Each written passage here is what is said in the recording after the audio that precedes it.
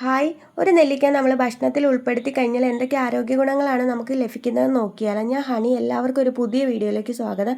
3 തരത്തിലുള്ള നെല്ലിക്ക ജ്യൂസുകളാണ് ഞാൻ ഇന്ന് കാണിക്കാൻ പോകുന്നത്. നമുക്കൊന്ന് കണ്ടു നോക്കിയാലോ. ആദ്യമായിട്ട് ഞാൻ കാണിക്കുന്നത് നെല്ലിക്ക കാന്താരി ജ്യൂസാണ് കേട്ടോ. ഈ ഒരു ജ്യൂസ് കുടിക്കുന്ന അമിതവണ്ണം കുറയ്ക്കാനും കൊളസ്ട്രോൾ കുറയ്ക്കാനും ഷുഗർ ലെവൽ നോർമലിലോട്ട് എത്താനും ഒക്കെ ഒത്തിരി സഹായിക്കും. ഹൃദയത്തിൻ്റെ ആരോഗ്യത്തിന് ഒത്തിരി നല്ലതാണ് നെല്ലിക്ക കാന്താരി ജ്യൂസ്. നമ്മളൊരു നെല്ലിക്ക കുരു കളഞ്ഞെടുത്തിട്ടുണ്ട്. അതിലോട്ടൊരു കാന്താരി മുളകും എടുക്കുന്നുണ്ട്. നെല്ലിക്കയും കാന്താരി മുളകും കൂടെ മിക്സിയുടെ ജാറിലോട്ട് ഇട്ടിട്ട് കുറച്ച് ഇന്തുപ്പ് ചേർത്തിട്ട് നന്നായിട്ട് അരച്ചെടുക്കുക. അതിലോട്ട് കുറച്ച് കുരുമുളക് പൊടി കൂടി ചേർത്തിട്ട് വീണ്ടും ഒന്നുകൂടി അരച്ചെടുത്തിട്ട് ഇത് അരിച്ചെടുക്കാവുന്നതാണ് കേട്ടോ. ഈ ഒരു ജ്യൂസ് നമ്മൾ കുടിക്കുന്നത് വഴി നമുക്ക് വൈറ്റമിൻ സി കിട്ടുന്നതുകൊണ്ട് തന്നെ രോഗപ്രതിരോധ ശേഷി കൂട്ടാനും അതുപോലെ നമ്മുടെ മുടിയുടെ ആരോഗ്യത്തിനും നമ്മുടെ സ്കിന്നിൻ്റെ ആരോഗ്യത്തിനും ഒക്കെ ഒത്തിരി നല്ലതാണ്.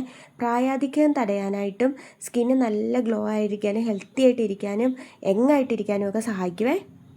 ഞാൻ എടുത്ത് പറയുന്നില്ല കേട്ടോ, എല്ലാ തരം ജീവിതശൈലി രോഗങ്ങൾ മാറാനായിട്ടും ഒക്കെ ഈ ഒരു ജ്യൂസ് ഒത്തിരി നല്ലതാണ്. നിങ്ങൾ ദിവസവും ഒരു നെല്ലിക്ക കഴിച്ചതുകൊണ്ട് യാതൊരുവിധ പ്രശ്നവും ഇല്ല കേട്ടോ. ഒത്തിരി ഹെൽത്തിന് നല്ലതാണ്. ഈ ഒരു ജ്യൂസ് കുടിക്കേണ്ടത് രാവിലെ വെറും വയറ്റിലാണ്. ഹൈപ്പർ അസിഡിറ്റി പോലുള്ള പ്രശ്നങ്ങൾ ഉള്ളവരാണെങ്കിൽ നിങ്ങൾ എന്തെങ്കിലും ഭക്ഷണം കഴിച്ചതിന് ശേഷം മാത്രം ഈ ജ്യൂസ് കുടിക്കാൻ ശ്രദ്ധിക്കുക. ഇനി നമ്മൾ അടുത്തായിട്ട് ചെയ്യുന്നത് നെല്ലിക്ക കരിപ്പട്ടി ജ്യൂസാണ്. ഈ ഒരു ജ്യൂസ് നമ്മുടെ മുടി കൊഴിച്ചിൽ മാറാനായിട്ടും അകാലനര തടയാനും മുടി നല്ല കറുപ്പിൽ വളരാനും ഒത്തിരി സഹായിക്കും.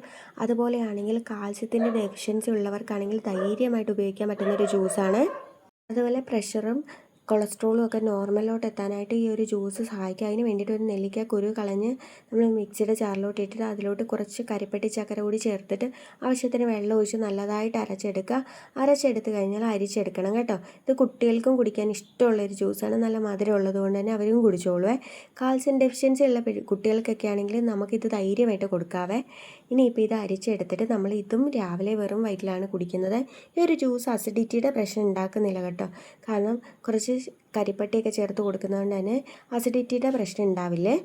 ഇനി നമ്മൾ അടുത്തായിട്ട് നോക്കുന്ന ജ്യൂസ് എന്താണെന്ന് വെച്ചാൽ മുടി കൊഴിച്ചിൽ മാറാനായിട്ട് മുടി നന്നായിട്ട് വളരാനും സ്കിന്നിൻ്റെ ആരോഗ്യത്തിനും PCOD പോലുള്ള പ്രശ്നങ്ങൾ ഉണ്ടാവാണ്ടിരിക്കാനും അങ്ങനെയുള്ളവർക്കും നല്ല രീതിയിൽ റിസൾട്ട് കിട്ടുന്നതായിട്ടുള്ളൊരു ജ്യൂസാണ്. ഒരു നെല്ലിക്ക എടുത്തിട്ടുണ്ട്. അതിൻ്റെ കുരുവൊക്കെ കളഞ്ഞ് ചെറുതായിട്ട് കട്ട് ചെയ്തെടുക്കുന്നുണ്ട് സെയിം തന്നെ.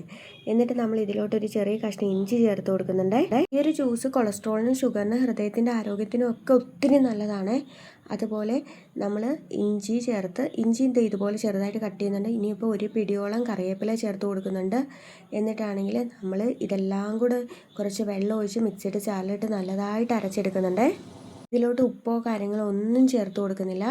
എന്നിട്ട് ഈ അരച്ചെടുത്തേക്കുന്നത് നമ്മൾ നല്ല രീതിയിൽ അരച്ചെടുക്കണം. എന്നിട്ട് അരിച്ചെടുത്ത് നമ്മളിത് രാവിലെ വെറും വയറ്റിൽ കുടിക്കുകയാണ് ചെയ്യുന്നത്. ഈ 3 ജ്യൂസ് ഒന്നിച്ച് ഉപയോഗിക്കാൻ പാടില്ല. ഏതെങ്കിലും ഒന്നേ ഉപയോഗിക്കാൻ പാടുള്ളേ.